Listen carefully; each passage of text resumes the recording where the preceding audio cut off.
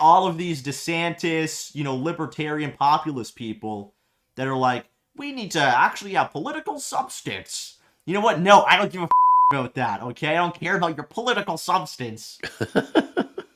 This guy is America right now. He personifies America. People that are trying to have substance, I don't give a about your substance, bro. Mocking substance is the most devoid of substance thing you could ever do. There's no way to prove you have less substance than to hear about substance, which is obviously what makes somebody have any sort of meaning or value or worthy content or worthy character or worthy goals or worthy morals in this world. And to say, yeah, bro, I'm all about just flash and the rules. But of course, it's a Trump supporter, so that's not even close to the worst thing he said. Get a load of this. I want a Trump Reich. I want a Trump Reich, and I want Trump's face to be, projected onto every single tallest skyscraper in every city around America, okay? You know the saying, 2 wrongs don't make a right? Well, apparently millions of idiots make a Reich, because it really takes a bunch of morons put together to want anyone to be a dictator over them. But it takes a very special group of millions of idiots to want Trump to be that dictator. And even further stupid to want Trump's very unpleasant face to be projected onto buildings. But go on, I guess. We don't want freedom. We want a total Trumpian Reich, okay? That's what we want. We want a total Trumpian Reich. We don't want freedom. Clearly you don't, because you support somebody who is the exact antithesis of freedom, of democracy, of what the country stands for, what the hat you're wearing that says Make America Great Again. The America part of it is a democracy, a government of, by, and for the people, and not one where the people don't have a say because the idiot who's only in it for himself and wants to make rules that only benefit him and his rich buddies and throw everybody else under the bus maybe isn't what America's about at all. So if you want to live in a dictatorship, move some other place, you complete waste of space. But I guess just for the hell of it, since I'm a bit of a masochist, go on one more time. We want dictator Trump. We want Trump to rule forever and ever and make America great again. And we want all these people who are acting in bad faith, who are traitors to this nation, to go to jail. That's what we want.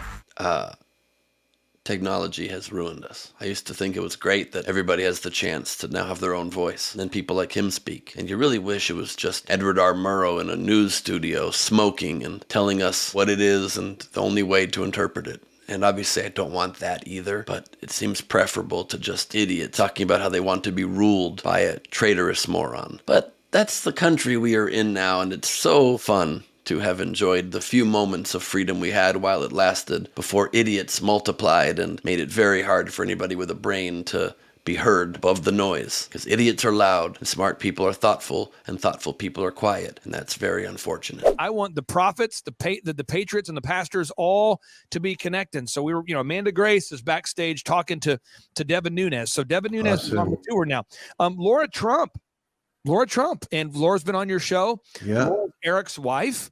She openly describes the battle that we're facing right now as a spiritual battle, which is, again, a far cry from the secular right that doesn't want to talk about God. You're so true, Clay. Trump's inner circle is embracing the prophets. That's right-wing conspiracy theorist Clay Clark, the founder of Trump-supporting Christian dominionist group Reawaken America. Clark believes Trump speaks with the voice of God and that it's other Republicans' job to fall in line. Let's see exactly what he means by that. And it was great to see Eric Trump find Amanda Grace, call her out by name, give her a hug. How you doing? Introduce her to his wife. And that's the kind of stuff that needs to be happening, because if Trump is to return into the White House, and I believe he's going to, we're going to need to make sure he is surrounded by both prophets and pastors that aren't afraid to work together. At this point, you may be asking yourself, who is Amanda Grace? And what prophecies does she bring to help Donald Trump claim the Elden Ring? That's a great question. Amanda Grace is a self-described MAGA prophet who believes she speaks for God, and God really wants you to start preparing for the Mermaid War. There's wickedness attempting to completely cover this nation in perversion and seductive, seducing spirits. I have never seen more images of more mermaids and water people in my life. That's a division in the kingdom of darkness, and they're highly technologically advanced. And we have to understand what we're dealing with. And we have to understand the rules of engagement in spiritual warfare. And we are meant for hand-to-hand combat. Yeah. Clay Clark wants that lady to be one of Donald Trump's chief advisors. If you thought Trump's plan to nuke a hurricane was bad, just wait until Amanda Grace gets us into World War III against the Cloverfield monsters. And this isn't the first time Amanda Grace has warned against the dangers of the mer people. She's currently trying to get Donald Trump to ban movies including The Little Mermaid, Avatar, and any mermaid-themed statues, because she claims they're seducing people and stealing their souls. Okay, hope you had fun laughing, because here's the thing. Not only are people like Clay Clark declaring war on Republicans who don't view Trump as a prophet, they're actually winning. That's given Trump the confidence to start openly challenging evangelical leaders. Get in line or pay the price. The former president's once close relationship with white evangelicals, a bedrock of his 2016 rise through the primaries into the presidency, appears to be fraying.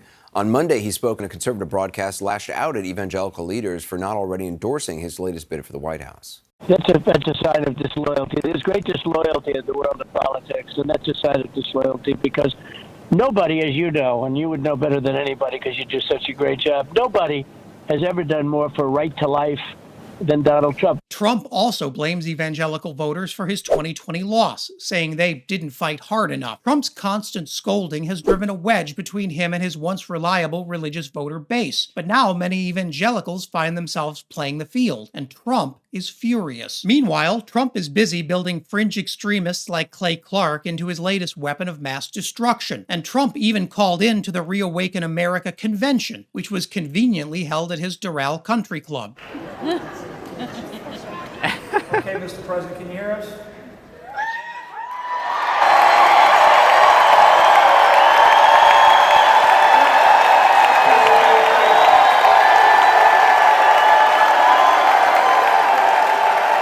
It's no surprise that Trump has adopted these weirdos as his own. This is about the only crowd still willing to give Trump that kind of applause. Though it's noteworthy that even with this level of adulation, Trump still couldn't be bothered to show up in person. And just wait a second, isn't reawaken a synonym for woke?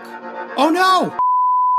Though if Clay Clark is the organizing mind behind Reawaken America, who's actually behind the operation itself? Why, it's none other than former General Michael Flynn. And according to PBS Frontline, Flynn is using Reawaken America to build a, quote, army of God. That would also explain why Trump took a disproportionate amount of time during his call to hail Flynn as a patriotic hero you should definitely trust with your money. I will say, General Flynn, he's some general, he's some man, he took abuse like nobody could have handled, and he came out bigger, better, stronger than ever before. We love him, he's a leader, and you just stay wealthy and healthy and well and everything. I want you to have great lives in general.